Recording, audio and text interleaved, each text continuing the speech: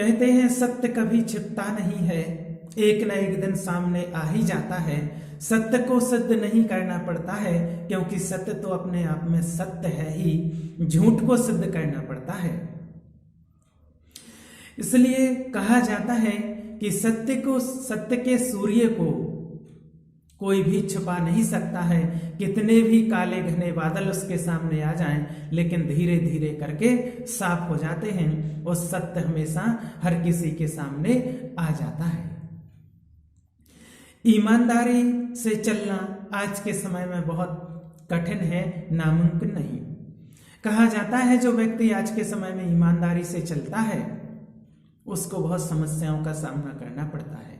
ये सत्य है लेकिन नामुमकिन नहीं है। ऐसा नहीं है कि जो ईमानदारी से चले तो उसकी कभी विजय ना हो। वास्तव में विजय उसी की होती है जो ईमानदारी पर चलता है, ईमानदारी से अपना कार्य करता है। आज किसी भी वर्ग में जो व्यक्ति ईमानदारी से चलता है तो वो पीछे भले रहता है, लेकिन लास्ट में विजय उसी की होती है। और आज तक हम देखते आए हैं, इतिहास गवाह है कि जो ईमानदारी से चला है, परिस्थितियां तो उसके ऊपर आई होंगी, लेकिन वास्तव में विजय लास्ट में उसी की होती है।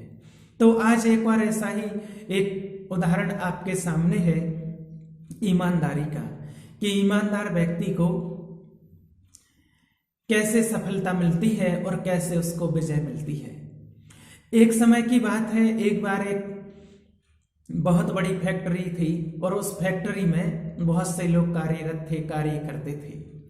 उस फैक्ट्री का जो मालिक था वो बुजुर्ग हो चुका था, उसके यहाँ कोई संतान नहीं थी। तो वो चाहता था कि इस फैक्ट्री का मालिक, इस फैक्ट्री का मैनेजर किसी ईमानदार व्यक्ति को बनाया जाए। अब उसने सोचा कि आखिर मैं पता कैसे लगाऊं, इसमें तो बहुत सारे लोग काम करते हैं, कि वास्तव में ईमानदार कौन है जो ईमानदारी से इसको चला सकेगा। उसने गिने चुने कुछ 10 व्यक्तियों को बुलाया और उनकी एक मीटिंग ली, और मीटिंग लेकर के उसने बोला कि अब इस जो फैक्ट्री है, इस फैक्ट्री का मैं मैनेजर, मालिक किसी को बनाना चाहता हूं, जो एक बहुत ईमानदार व्यक्ति होगा, मैं उसको इसका मालिक बनाना चाहता हूं, वो ही इस फैक्ट्री को आज से संभालेगा। तो फिर उन व्यक्तियों में से चुनना बड़ा मुश्किल था कि वास्तव में ईमानदार कौन है। तो उसने उन व्यक्तियों की परीक्षा लेने के लिए, उस 10 व्यक्तियों की परीक्षा लेने के लिए उसने उनको बीज दिए, उनको बीज दिए, और बीज दे करके सभी को थोड़े थोड़े से 1-1, 2-2 दाने बीज के दिए और कहा इस बीज को ले जाओ अच्छी सी मिट्टी खाद में और अपने घर में एक गमले में बोना। अपने घर में एक गमले में बोना, इसको बो देना, और 15 दिन के बाद सभी अपने अपने गमले यहां पर लाना। जिसके गमले में जितना अच्छा पौधा उगेगा, जितना खूबसूरत पौधा होगा, अच्छा पौधा होगा, उसी को इस कंपनी का मालिक बना दिया जाएगा। वो व्यक्ति 10 व्यक्ति अपने अपने बीज लेकर के घर में गए। घर में एक बढ़िया सबने अपना अपना गमला तैयार किया, अच्छा उसमें मिट्टी डाली, उसमें खाद मिलाया और वो बीज बो दिया। रोज उसमें पानी देते रहे, सींचते रहे, पानी देते रहे, सींचते रहे। ऐसे करीब करीब 5 दिन बीत गए और उसमें से अंकुरित बीज नहीं हुआ। जब उसमें से अंकुरित बीज नहीं हुआ तो फिर सब असमंजस में पड़ गए कि आखिर बीज अंकुरित क्यों नहीं हो रहा है, और सबको यही आशा थी कि मुझे फैक्ट्री का मालिक बनना है। सब एक दूसरे ही कहते थे कि मुझे भी फैक्ट्री का मालिक बनना है। और जब 5 में से 6 दिन बीत गए लेकिन बीज का अंकुर नहीं निकला। जब अंकुर नहीं निकला तो फिर उन्होंने बाजार जाकर के जो बीज उस मालिक ने दिए थे वो वैसे ही बीज मार्केट से खरीद करके वो लाए और फिर अपने अपने गमलों में बो दिए।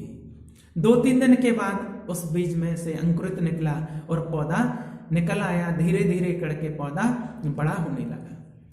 सभी का पौधा बड़ा होने लगा धीरे धीरे धीरे धीरे करके, और पौधे बड़े होने लगे, बहुत सुंदर अच्छे पौधे हो गए।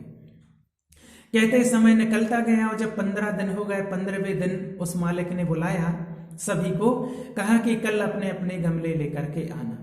जब सभी अपने अपने गमले लेकर के आ गए और उस ऑफिस में बैठे, फैक्ट्री के जो ऑफिस था उस ऑफिस में सबने अपने अपने गमले उस ऑफिस के बाहर रख दिए और मालिक ने एक एक करके सबको बुलाया। सबका मालिक नाम लेते गए क्रम से और एक एक करके सभी लोग अंदर चले गए। 9 लोग अंदर गए एक एक करके और 9 के बहुत अच्छे सबके सुंदर गमले और गमले में सुंदर पौधे उगे हुए थे।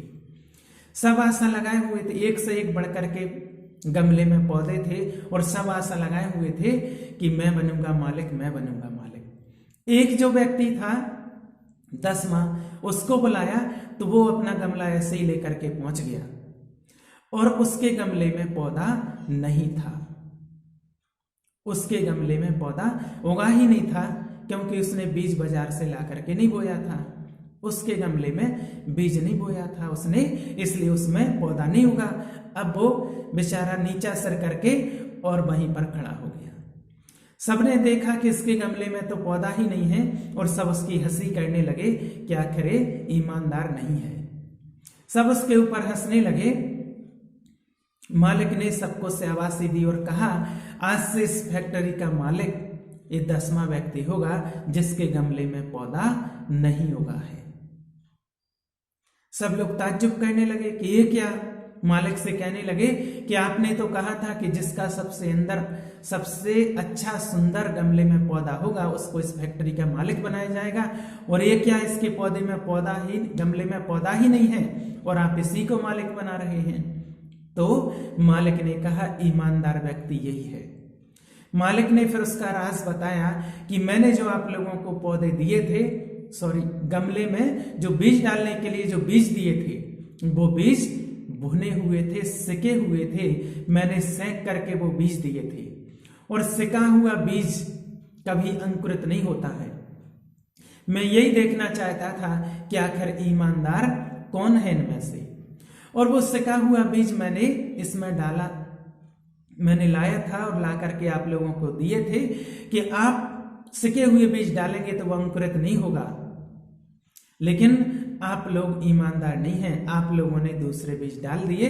सिर्फ ईमानदार व्यक्ति यही है जिसके पौधे में, जिसके गमले में पौधा नहीं उगा है। इसलिए आज से इस फैक्ट्री का मालिक इसे ही बनाया जाता है। तो वास्तव में कहा जाता है कि ईमानदारी की परीक्षा कितनी भी कठिन हो, देनी चाहिए और सफलता उसी को मिलती है जिस प्रकार से इस व्यक्ति को मिली है। अच्छा, ओम शांति।